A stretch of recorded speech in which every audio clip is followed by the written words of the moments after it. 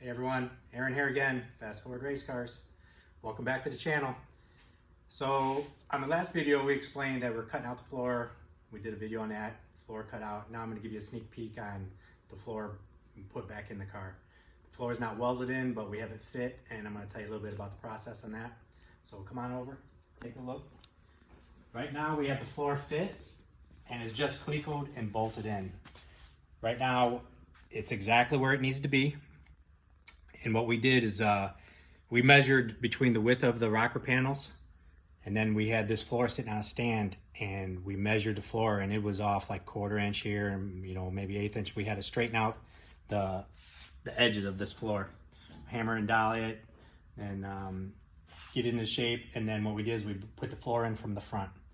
Now, if you remember on the last video, I said we had to measure from the bottom of the body mounts underneath the floor to the jig, which is what we did.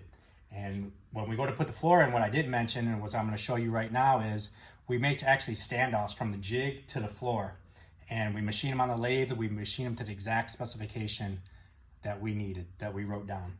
So right now we'll take a look down here and I'll show you those standoffs. So this was the measurement right here. Actually 11 3/4 was the distance from the jig to the bottom of the body mount where it would attach to the floor.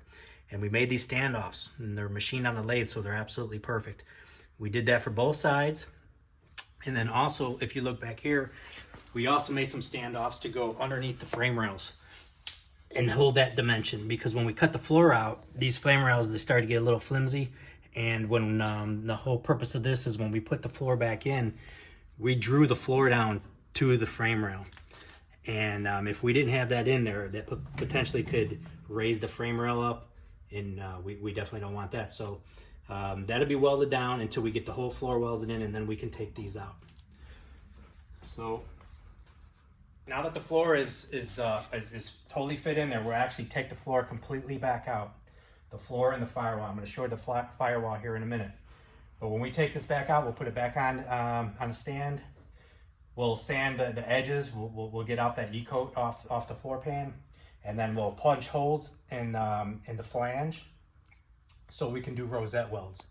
And then after we rosette weld it, we'll sand the welds, and you won't even be able to tell that we did it. It will look like factory. But let me show you the firewall.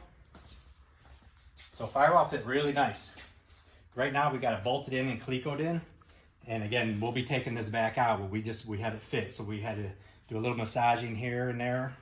And actually I had Marty jump in and help Charles with this, with the firewall on the floor, because Charles is new to it, but he did an awesome job up to that point.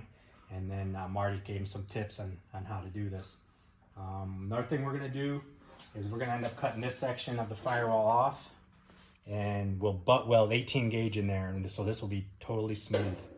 And we'll weld all the seams and the edges, and then when it comes time to it, we'll put body filler on there, and this will be nice smooth firewall.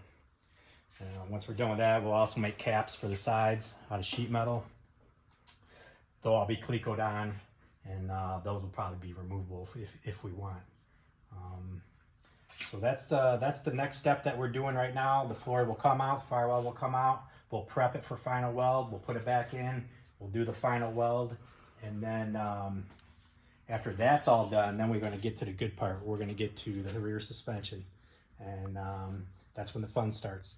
So we'll cut the tubs out, the stock wheel tubs, and we'll get that area open, and then I'm going to show you what we're going to do with the frame rails, how we're going to notch it, and do some modifications back there, and then I'll give you my plans for what suspension that I'm going to run.